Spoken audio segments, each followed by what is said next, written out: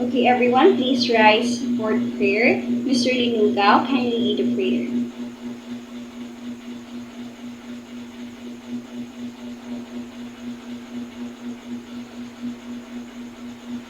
Okay. Hi, hello everyone. Good day. I am Beverly Molahan Kahes, or you can also call me Teacher Bev, and I will be your teacher slash demonstrator for today's meeting. So, before anything else, let us first check and have your attendance. Male count up, female count up.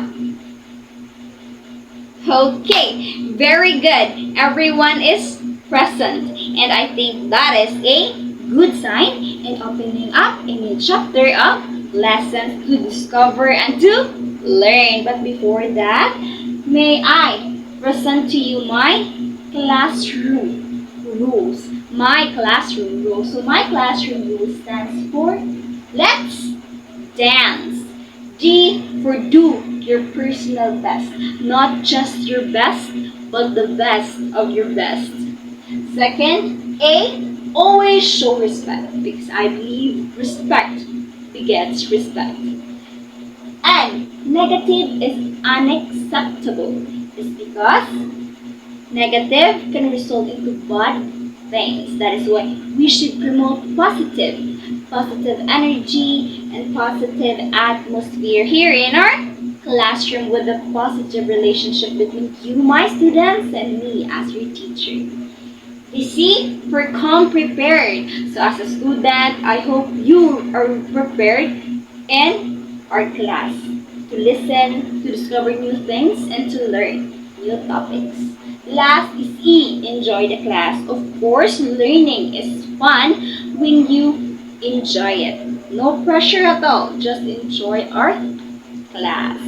Okay, since I already presented my classroom rules, let us now have your recap about the previous topic.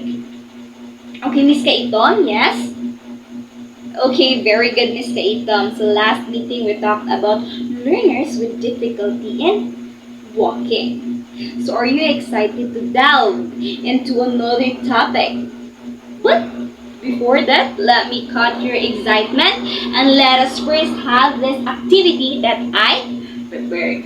So in this activity, I have 4 pictures here and I also need 4 students to participate. And wait, as you can see over here, there are sweet treats.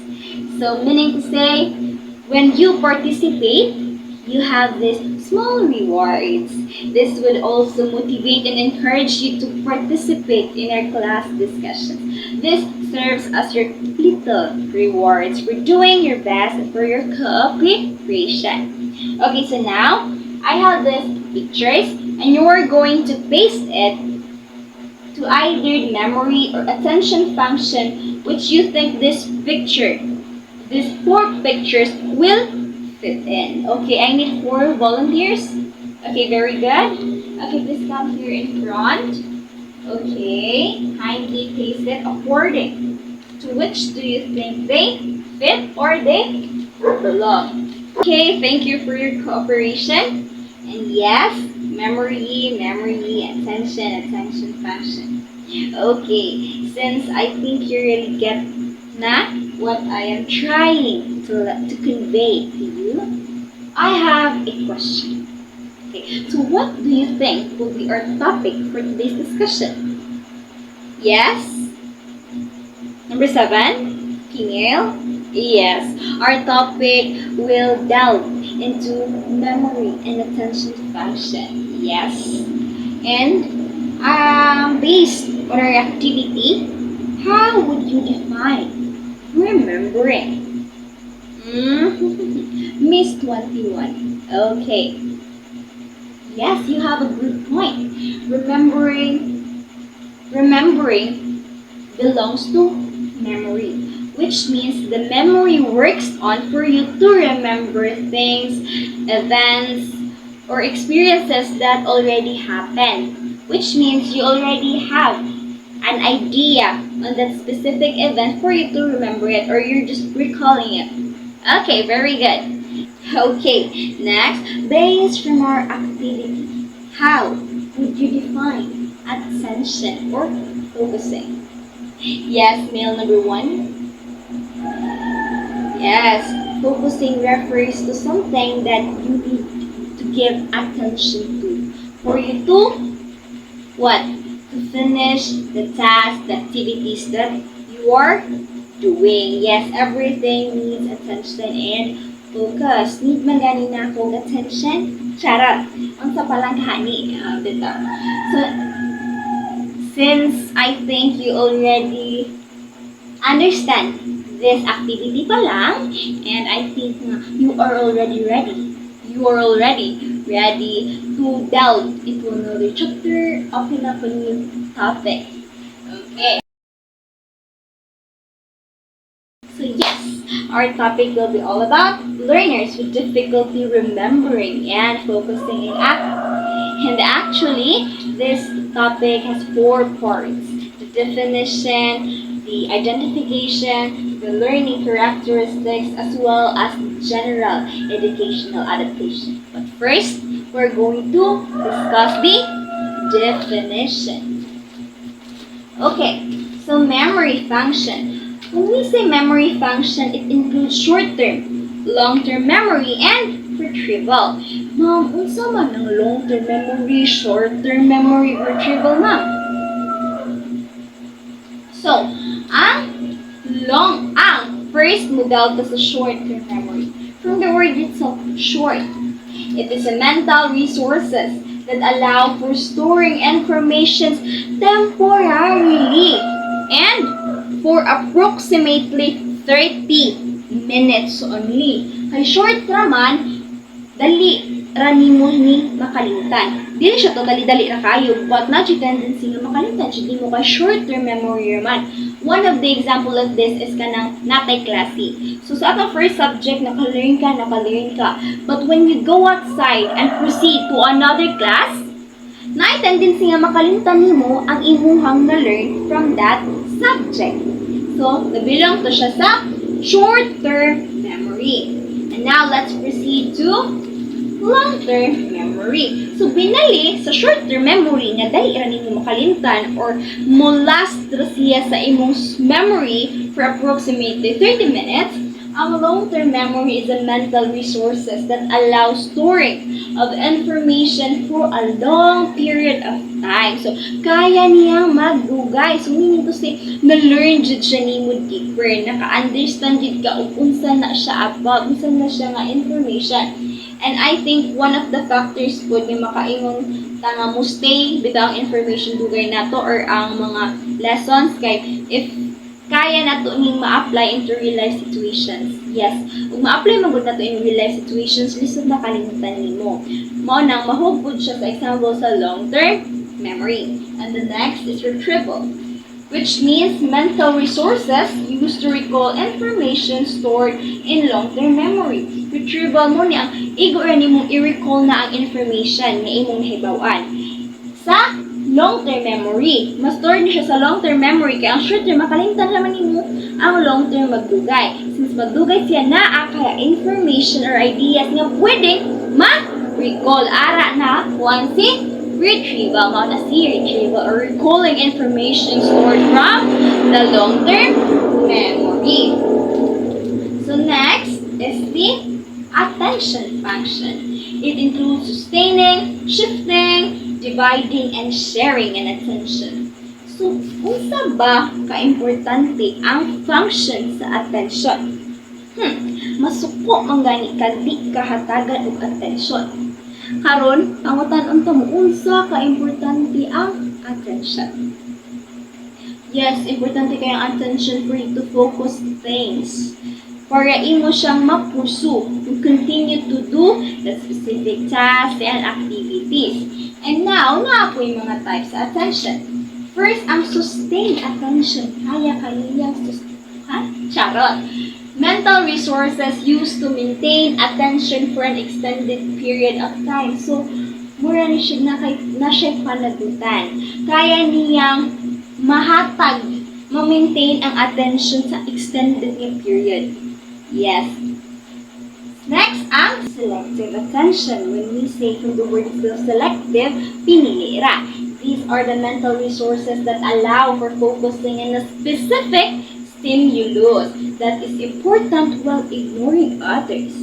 So, kaya ba nimo muhatag attention sa usa ka butang nga while imong i-ignore ang uban? Okay, that is very rare. So, ang kani siya, kaya nimo mo focus sa usa ra ka butang, ni imong i-ignore ang uban. So, more ka loyal jud ka sa usa, or loyal ka sa things or the task that you are doing. Last is the dividing attention. When we put the dividing attention, these are the mental resources that involves focusing on more activities or tasks.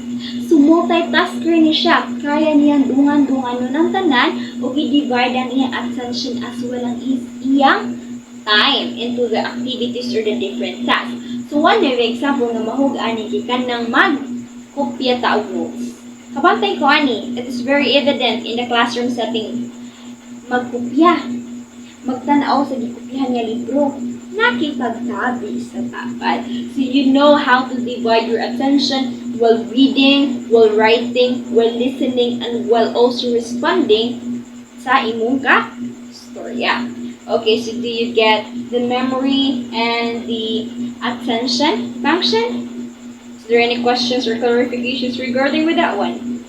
Okay, not. So now let's proceed to LD. LD stands for Learning Disabilities.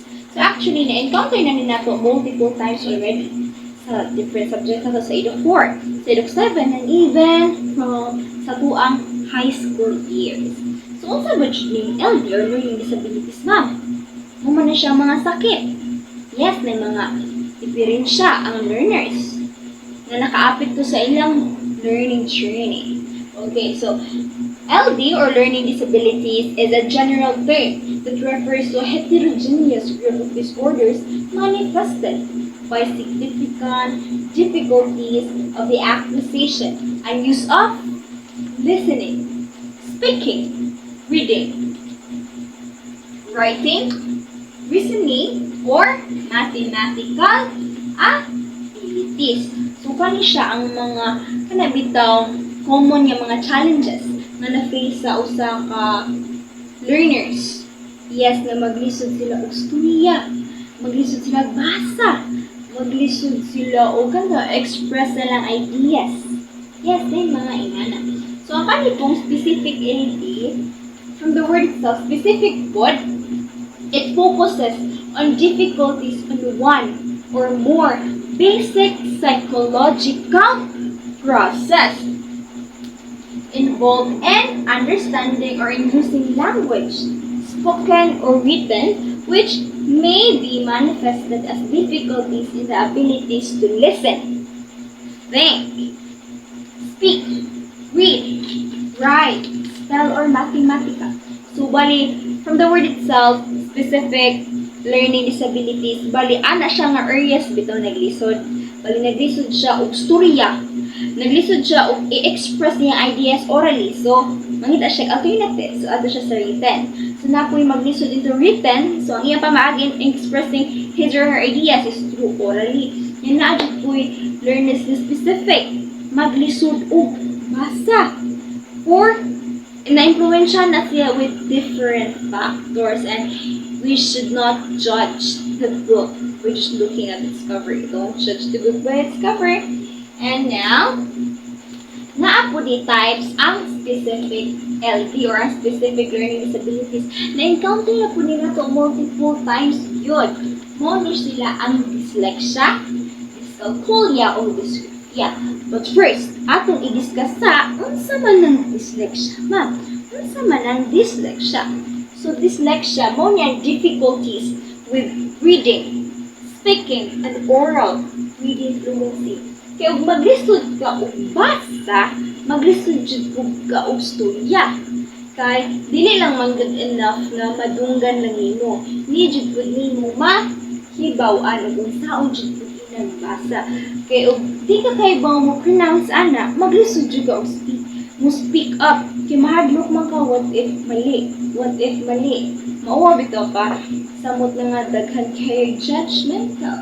So, mao na siya ang dyslexia. It is a difficulties with reading, speaking, and oral reading fluency. The next one is dyscalculia. More and difficulties in math, computations, problem solving, and analysis. I remembered it clearly nga I asked Federilin bitaw nga kita mo jud tanan maka-encounter nga maglisod bitaw jud og math kanang mga solve computations just like that. Mahog na ba ta nga naatay dyscalculia? Ang sayang gi-answer, papangutan na no. Yes, her answer is right. Dili na matawag nga mahog ta og dyscalculia kung maglisod ta og problem. Kay bisan maglisod ta og problem solving, analysis, some computations, we still know how the basic mathematics works. Kibota unsa no plus, addition, multiplication, subtraction, just like that. Kibota sa basic mathematics and actually makasolve man pud mga complex problem solving kan mga computations if na ay proper guidance sa teacher. And yes, teacher plays a crucial and big role in different aspects jud and the learning process. Yes. So, ang kanimang kung dyscalculia, kana bitong pati na lang jud basic skills, knowledge sa mathematics, di jud niya kaya. Ara na ma-fall ang dyscalculia. Kapag unsaon nimo nga basic ra di jud ka makagets. Ara na ka makaingon na kay dyscalculia. Dili pa sabot nga maglisod kag solve ana nga problem, ana nga algebra, pre-calculus. Na kay dyscalculia ha, dili nga ka gawas og maglisod kag basics na lang gyud di jud ka kasabot usa na ka mahugan na kay dyscalculia. And the third and the last one, kimo ang dysgraphia. So mo and difficulties with handwriting and written expression. So maglisod siya o express siya idea through handwriting bitaw or through writing expression. So bali ang kaning mga learners guro nga na dysgraphia prefer jud nila nga mo express na ideas through orally kay maglisod man pud sila og through written. Okay, so do you understand the 3 types of specific learning disabilities? Yes, understandable man kayo since gibalik-balik na siya nato, gigamit na nato og retrieval memory. Like, gi-recall na nato ang information nga na-learn nato para mas ma-enhance, mas ma-deeper ang atong understanding ani nga topic. So, the next topic na ato ang i-delve is actually about ADHD. Yung kani ADHD na encounter na pili nato jud siya multiple times good kadaghan jud di jud kadinay.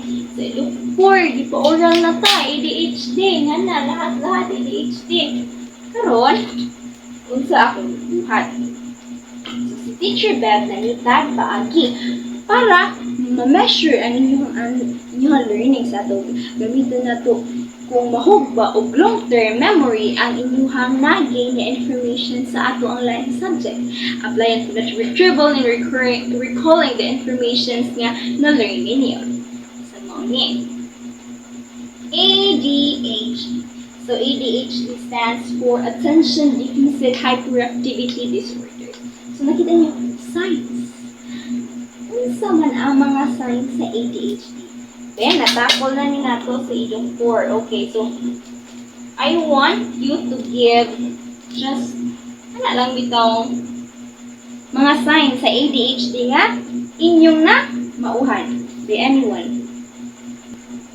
So, kani mong ADHD, divide siya tulo actually. Tulo ni siya. Inattention, hyperactivity, of impulsivity. Sa inattention bitaw, makita siya din mga learners, nubo na siya attention span. Sa hyperactivity pod, overreacting or exaggerated ra siya mo behave nga dili na fit in sa setting nga naa sila. And the last one kay impulsivity, which is doing without thinking. Dili na sila maghuna-huna sa ilang ibang buhat. Okay, so na mga yung signs din nga makaingon ka, ay, naa na ADHD. Okay, so inattention kay nubo ra yung attention span. Dali, siya kaayo. Huwag ma? Distract. Yes, nubo rin siya kaayo. O, like, attention span niya. Isa po, di niya kayang maminaw 1 hour. Kaya niyang maminaw 30 minutes. Siya na, bitaw. Dili dili lahi siya sa normal nga kaya makipagsabayan sa taas nga oras. Okay, usa pud ana ang kana bitong dali ra kay siya ma-distract man sa mga design sa room, dali pud siya ma-distract sa iyang mga peers or sa iyang mga classmates na maapektuhan siya pud ang iyang attention. Okay, ari pud sa hyperactivity kanto di ka mahimutang imong estudyante dito kadagan-dagan subuan mo giingnan ipadaganon like di jud niya kaya bitong mo behave sa usa ka lugar. Kung sa inattention maglisod kag focus, hyperactivity po, di ka mahimutang kay sige ra kag hyper bitaw kayo, like kiat jud kay siya nga. Normal naman dyan sa mga bata nga magkiat no, pero kapuhin mo na sila. Kapuhin mo pinaka ng mga normal, kapuhin mo pinaka. ADHD, kapuhin man yun, pero lahi jud ang ilahang energy, lahi jud na hyperactivity, ganyan. Bisag nag-discuss ko din, nagdagan-dagan. Ma-apply po dito ang impulsivity nga ila tong buhaton without thinking bitaw nga sa tuban na dili ba kinaalta sa eskwelahan. So actually ADHD is not a joke, and based on my research 77 to 88% din siya genetically transmitted. So if ang parents nimo na ADHD, taas gid po the possibility nga ikaw basin magka ADHD sa base lagi sa research 77 to 88%. Imagine that what lagpas sa ato nga. And I believe as a future educator, we really plays a big and important role in shaping our learners. So, bali, if naka-ADHD nga students, ang ma-incorporate nimo sa classroom setting kay first, i-avoid nimo ang distractions, ihimo nimo hapsay ang imong classroom kay para dili ma-divert ilang attention sa mga design nimo dira sa imong mga pagwapas sa imong classroom. Yes, also pwede po ang kanabitang sitting arrangement. Pwede nimo silang ipauna, ipalingkod nimo sa una para mabantayan nimo ug ang ilang attention naka-focus pa ba nimo para ma-monitor nimo sila og maayo. Inya sa teaching strategies po sa mga instruction materials or the way you transmitted your lessons to them. Ang mabuhat po na to ani if nata ADHD nga estudyante as a future educator kay kana yung breaking down the task or chunking. Like, ang daghan dako kayo siya nga scope sa lesson for that day. Imo ra kuhaan, i-highlight ra nimo ang mga important parts. Dili siya totally nga ma-neglected gyud ang essence sa imong topic, but rather imo rang ma-highlight ang important key parts gyud para po as well as makasabot sila as well ang mga normal nga students katupod na yung mga special or ADHD nga ang ilang attention kaya sa ilang attention ang imuhang class discussion. Pwede po ka mo incorporate activities para malingaw sila katong nawa na sa focus, ma-hyper sila, like not totally hyperactive na po sila nga di na po sila maghuna-huna bitaw nga kiat na kana bitaw mas ma-awaken lang bitaw ilahang mga senses para mas mutaas-taas bigyan mo ilang attention span. Pwede po ta differentiated IMs pod.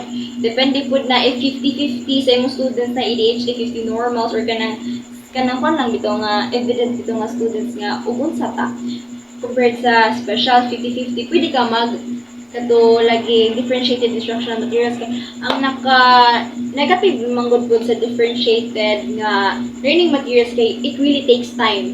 Yes, it really takes time preparing also dili lalim mag-prepare og duha ka instructional materials sa usa ra ka klasihan sa usa ka adlaw. Yes, and as well as magamit pud nato ang incorporating technology. Since technology kay it is very evident nowadays magod sa elementary, even elementary ha na TV lang classroom. Sa high school evident jud kaayo nga kada room na ay TV. Integration of technology kay mas mo-catch up magud siya sa attention sa students, and we can really deny that fact. Yes, that is a fact. Nga mas mag-divert, mas ma-awaken, mas ma-catch jud nimo ang ilang attention kung mag-incorporate kag technology. Pero ang kani siya nga approach nga integration of technology applicable ra pud ni siya sa facilities nga naay available nga technology kay lisod man gud og kuan ka og technology nga dili available sa imong facilities. Unsa man nimo pag-incorporate sa technology og mismo yung facilities wala. Yes, na ay mga facilities, na ay mga schools nga wala pa siya mo, mga technologies nga pwede nila magamit sa learning. Kaya yes, believe mo makatuon jud pud nga ang technology makes our life easier, faster, just like that. But i-make sure lang jud nga if mag-incorporate ka of technology in your class discussions, make sure lang jud pud nga available ang technology sa facilities. Okay, so I think maura man jud to about jud tanan sa definition. Again, sa memory function, nabilang ang short-term, long-term retrieval, sa attention, ang sustained, na ang specific attention, na po dividing attention. So, learning disabilities, kibo na ta, sa specific learning disabilities, nahug ang 3 types, ang dyslexia, ang dyscalculia, o ang dysgraphia. Unya kanin sa ADHD or the attention deficit hyperactivity disorder mga signs. So, is there any questions or clarifications? Okay, if none, we are going to proceed na sa D, which is the identification. So, I will going to give the floor to the next demonstrator for today's discussion.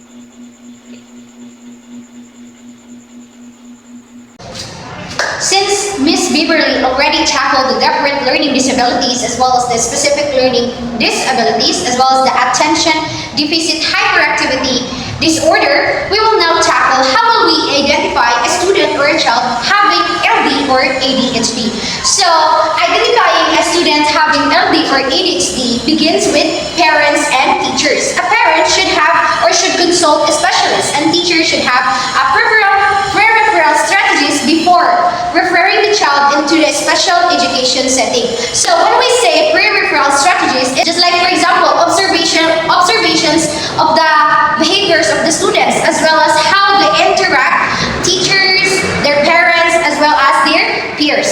It could be examination or interviews between parents and teachers to gather more information about the child, or it could be review of school records of a child, or a analysis of academic achievement of a child, such as portfolio assessment, the criterion reference assessment, and also the curriculum-based assessment. So, ingana ang buhaton sa mga before kanang mag-identify ka of students having LD or ADHD. So, in learning disabilities or LD, in identifying students with LD, a discrepancy between academic achievement and intelligence needs to be established using tests that measure intelligence and standardized achievement tests. Of course, it's very difficult to identify a child having an LD because their intelligence level is average or above the average. They have the above average intelligence. So when we say LD, it required process of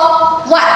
Ang mga parents or the teachers needs interviews or mga specialists, like ang teacher or ang parents mag-need of collaboration, such as, for example, in the class, matinga ang kanang teacher, for example, is bright siya, pero di siya makamauog, kanang wala siya ni Excel of written materials. Just like, for example, nga na, ang maestra nga na, dili makaingon nga, that specific child having LD, of course, needs siya of observation. And after observations, they need, or the teacher need to, what? Reach the parents or mag-need sila meeting sa parents niya iyang i-report kung unsay observation nga nakuha niya sa child. Like for example, nga na siya nga kanang child is naglisod nga na nga area, nga bright man ta siya.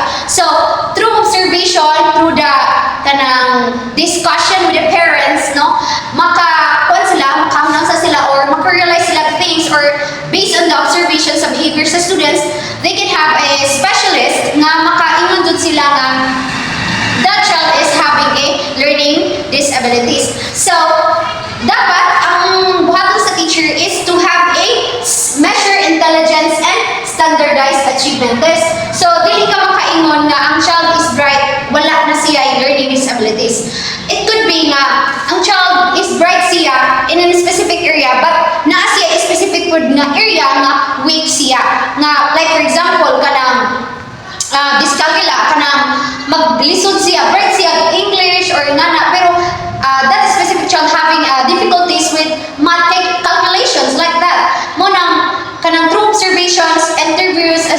holistic collaboration with the specialists as well as the parents, ana pa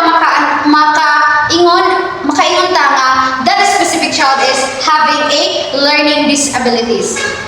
Let us just remember that identifying a child in learning disabilities, we must need an observation, interviews between parents and teachers, and it should be that we must have reach out to specialists. In identifying a child having an ADHD, the teacher or aman kanang dili makaingon diretso nga that specific child is having ADHD because of just kanang nakaingon nga kiat siya kaayo or ingana iyaha responses the way siya mo interact sa mga kanang iyang peers or sa mga people around him or her. So here are some murag ways para mahibaw nato usaon pag determine or identify ang usa ka students having a ADHD. Medical examinations, clinical interviews, teacher and parents rating skills, and behavioral observation. So in medical examination, they are needed to rule out the presence of sensory impairment or needle ear infections that can cause hearing problems. So medical examination is a must nga dapat unahon before ka mo diagnose sa usa ka bata nga that specific child is having ADHD, dapat mo undergo ka og medical examinations. Kay it could be nga ang rason sa ingana nga kanang kuan sa bata is tungod sa kanang naasiyay kanang kuan na thyroid problems or having a seizure problems mo din ay usa ka rason nga nganong ingana ang behavior sa usa ka child mo. It is very important to have medical examinations kay basic na apay mga underlying causes nganong ang bata ingana iyang behaviors. Okay? Well, now we'll have clinical interviews. When the parents provide a specialist with a holistic perspective of the code and essential information about the student's physical and psychological characteristics, family and cultural backgrounds, and peer relationships. So in clinical interviews, ang parents ani is mo undergo kanang mga specialist nga na maki-communicate siya specialist niya iyang ilang i-discuss kung unsay mga behavior sa bata nga naa sa bay, unsay family backgrounds kay it could be nga maoy usa sa rason nganong ingana ang bata kay basig kanang tungod sa iyang environment or basin sa iyang family backgrounds mo clinical interviews kanang mao koy dapat nato nga buhaton before ta mo diagnose nga that specific child is having ADHD. The next one is teacher and parent rating skills are used as additional tools to provide evidence of the student's and attention hyperactivity and or combination of two. So teacher and parent rating skills is also important. Why? Sa atong given ganyan discussion that observation of a teacher is very important.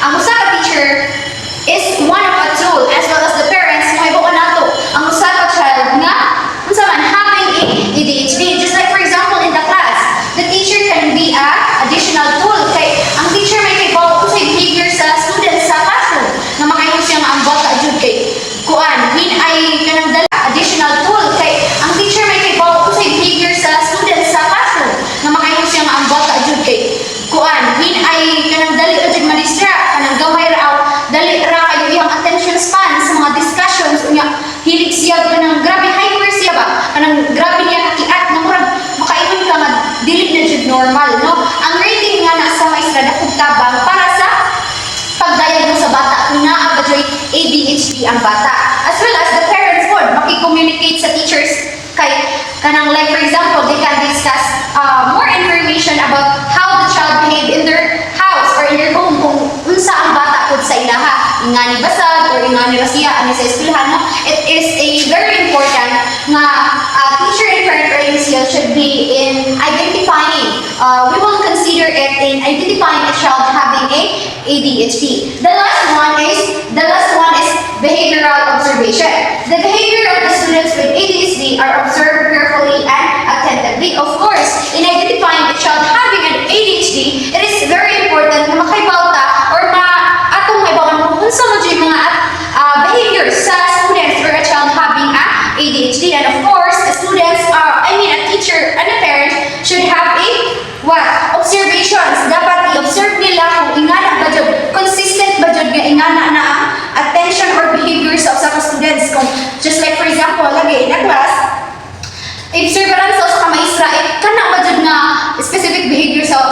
estudyante is kanunay jud. Kay makainon ka nga kanunay, so it means nga murag ingan na jud iyang behavior. Nga makainon jud ka nga it could be nga sign of a child having ADHD. Just like ali sa klase, no? It is very important for a teacher na kanang mahimong observant sa mga iyang mga estudyante. Dili lang kay pasagdan bitaw kay samot na karon nga having these difficulties or having this disorder is very rampant. So a teacher must be responsible in observing his or her students samot na sa mga kanang behavior sa usa ka estudyante. Of course, for them to know what are the strategies or kanang para may sa teacher kung need na ba jud nga ba sa bata nga kanang ibutang sa special education nga setting. But of course, kanang sa LD and ADHD, well, there are thorough process para maka-diagnose ka nga that child is having learning disability or having a attention deficit hyperactivity disorder. So there's a process nga itong hinuduman na of course, there's a collaboration between the parents and the teacher, the specialist, the observation of the student's behavior nga atong hinumduman nga dili jud ta makadiretso nga og diagnose sa usa ka bata nga naa siya LD or ADHD. But of course there's a process nga ato there's a medical examinations kay basin og naay underlying causes pa jud nga nung ingana ang attention or behavior sa usa ka bata.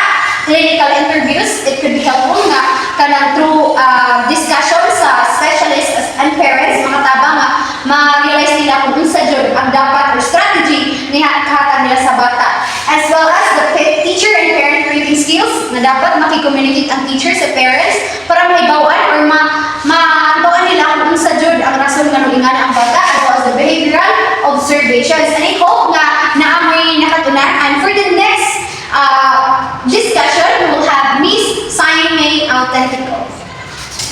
Now, let's proceed to the learning characteristics of students who had difficulties in remembering and focusing.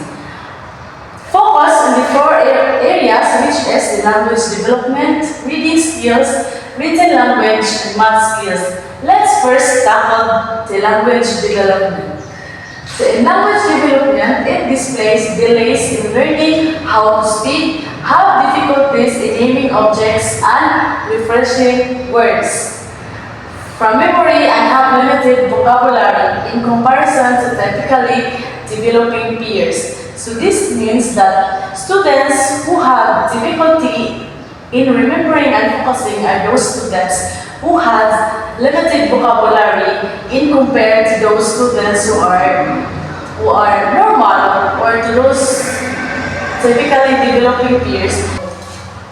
The next one is the written language, in which students with LD have tendencies to reverse letter or words, have poor spelling skills, and display difficulties in quality, organization, sentence fluency, and application of writing conventions, including handwriting, spelling, and grammar, as well as motivation to write. So students who have difficulty in remembering, in the last one is the math skills, in which it is the difficulties to manifest in relation to students' age and grade. In this area, students are not able to understand numbers as well as computation, and they do not understand on how they come up to that solution. For the next topic, and the next topic will be discussed by Ms. Darian Avenida. Okay, good afternoon, class. I am your teacher for today. I am teacher Christine, and my topic is letter D, which is the general educational adaptations. Okay, everybody read the first paragraph. The use of Universal Design for Learning or UDL principles such as providing means of presentations, expression, and engagement are effective for all types of learners and provide a level playing field for students with LD, SLD, and ADHD. Okay, thank you, class. So, UDL, it stands for Universal Design for Learning, wherein it is a framework for designing and delivering instruction that is accessible and engaging for all learners, regardless of their abilities, disabilities, and learning styles. Yes, so, Universal Design for Learning, or UDL, it is very effective for those students that have learning disabilities, specific learning disabilities, and ADHD. So, ang Universal Design Learning is effective jud siya as a teacher nga ato ang magamit sa ato ang future students.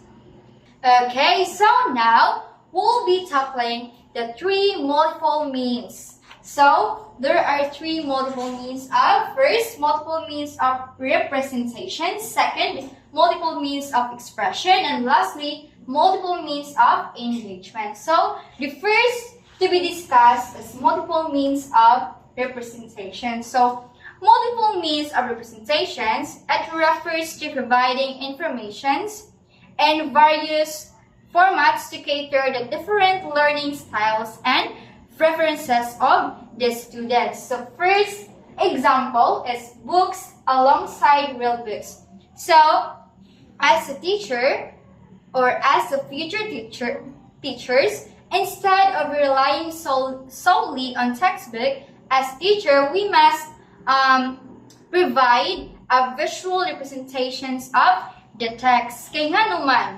mag-provide man ta og visual representations sa usa ka text.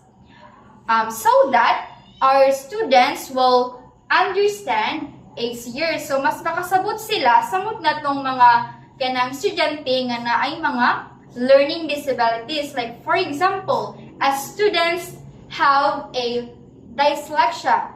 We all know that dyslexia, it is the difficulty of reading. So, magamit yung tag visual representation sa text kay mas dali masabtan nila kay namagiubang estudyante is kanang mas maka-learn og visual representation. So, okay ba pud nga kanang some students they have a different learning styles. Okay, so next is multimedia presentations and videos to supplement textbooks. So, from the word itself, multimedia presentation. So, it is the video presentations. It is the video presentation. So, as a teacher, magamit yung tag mga video presentations sa ato ang students. Kaya nga naman, number 8. Stand up. Okay, thank you. You have a point. Miss number 8. So, magamit yun ta og multimedia presentations or video presentations sa atong discussion so that our learning will make more engaging and accessible. Dali ra siya masabdan through sa pagtanaw sa mga videos. Next is math manipulative materials and illustrations to reinforce lessons. So, these are the visual aids and hands-on materials that can help students to understand mathematical concepts. Like, for example, using fractions to represent, using blocks to represent fractions. So, another example is using diagrams to solve a word problem. So, many my examples sa math manipulative materials. Next is hands-on experiences. So, wherein sa hands-on experience mo yung mga students nga kanang direct and they are active involvement to enhance their understanding. So, like for example, in a science class, a teacher na nagpagama siya or nagpabuhat siya sa iyang estudyante o kunahay mag-tree planting sila. Yes, so pinaagian ng tree planting, magamit na po na ilang experiences. Makaibaw sila o kanang unsay observation sa usa ka unsay growth sa usa ka tanom. So pinaagian na kanang na-engage sila through that activity. Next is rich visual presentation. Use reading materials. So, number 16, please stand.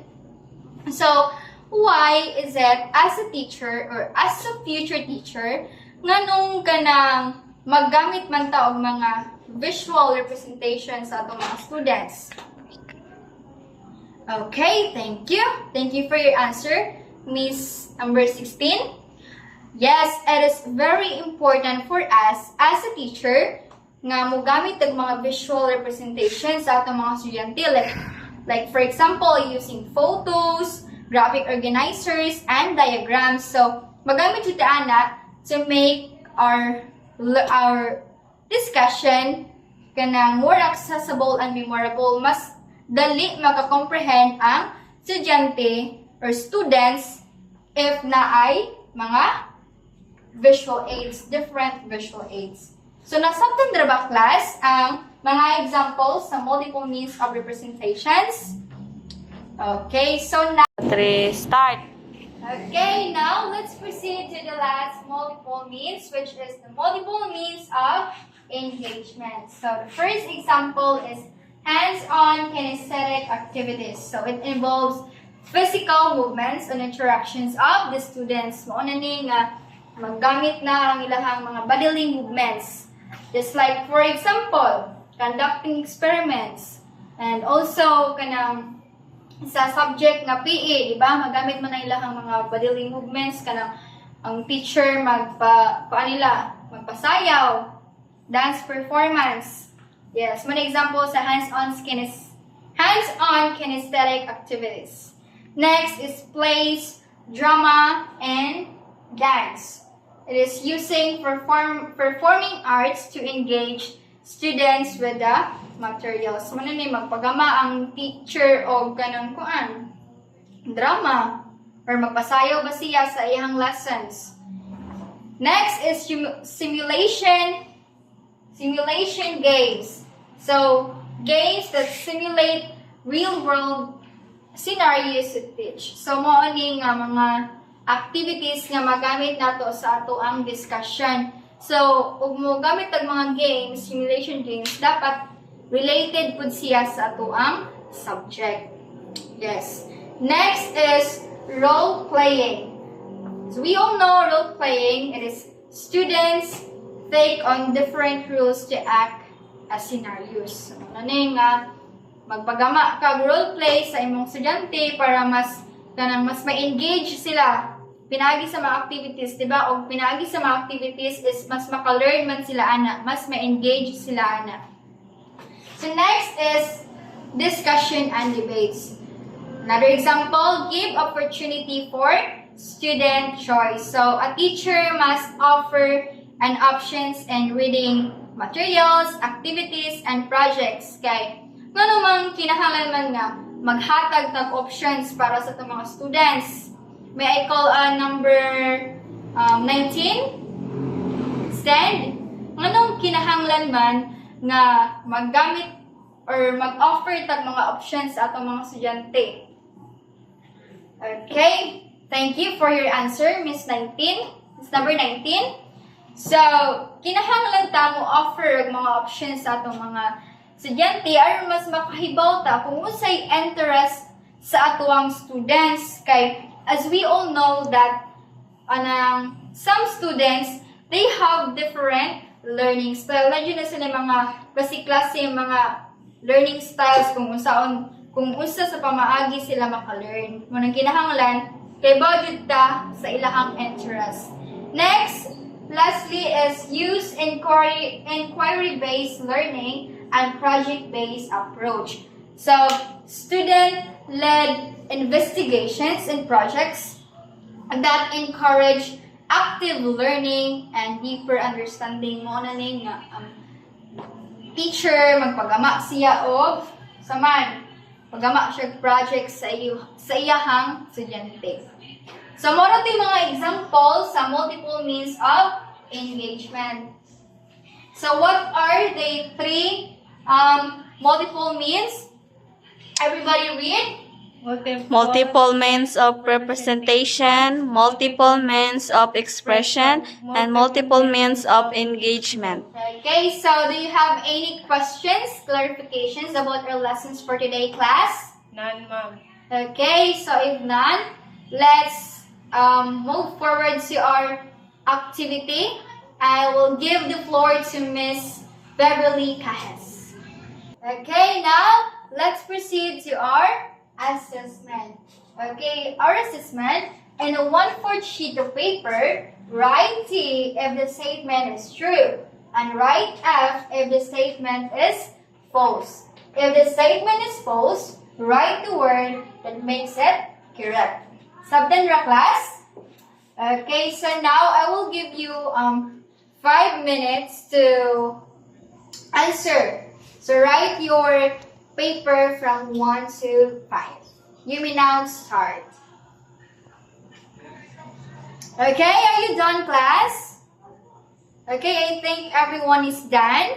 So, exchange your paper to your setmate. So let's read. Number 1, everybody read, class. LD stand for learning disabilities. It is true or false? What is the answer? Okay, the correct answer is true because LD it stands for learning disabilities. Number 2, everybody read. SLD stands for Specialized Learning Disability. So what do you think? True or false? Yes, it is false. Kaya dili man siya specialized. So mo na siya wrong. So ang correct answer is specific learning disability. Next, number 3, everybody read. ADHD stands for Attention Difficulty Hyperactivity Disorder. So it is true or false? True. Yes. No, it's not true. It is false. Anong false man siya? Kay dili siya difficulty. So ang correct nga kuan jud sa ADHD, Attention Deficit Hyperactivity Disorder. That's why it is false. Okay, number 4, everybody read. Dyslexia are the difficulties with reading, spelling, and oral reading fluency. So true or false? Yes, it is true. Okay, ang dyslexia is more siya difficulty sa reading. Number 5, everybody read. Dysgraphia are difficulties in math, computations, problem solving, and analysis. So true or false? False. Yes, it is false. Kay ang dysgraphia, dili na siya difficulty sa math. So ang correct answer is dyscalculia. Okay, so we got a perfect score, class. Okay, very good, class. I think all of you got a highest score. So now, pass your paper here in front. Okay, so I think nakasabot yun mo sa ato ang topic karon. So, for your assignment, you're going to make a... There's a you. Start. Okay, for your assignment, you're going to have a deep reflection with your abilities and write your reflection in a 1/2 sheet of paper. So please could take notes at ang assignment. You're going to have a deep reflection with your abilities. And you're going to write your reflections in a 1/2 sheet of paper. Am I understood? Okay, so as I conclude, I will give you a piece of paper and you're going to formulate a short quotations about our lessons for today. So it serves as your ticket for exit. Okay? So ako na siyang kulikon if mugawas na mo sa classroom. So, again, this is Teacher Christine and saying thank you and goodbye.